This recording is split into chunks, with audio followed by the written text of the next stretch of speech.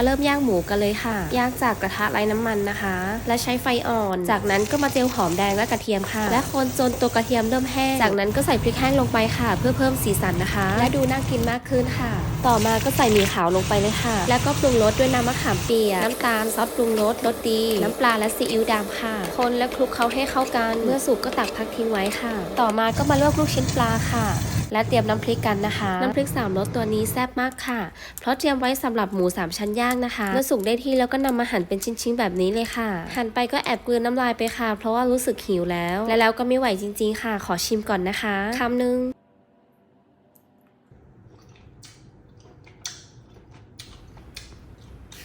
อร่อยใช่ย่อยเลยค่ะมาค่ะรีบๆมาจัดจานกันเลยหิวไม่ไหวแล้ว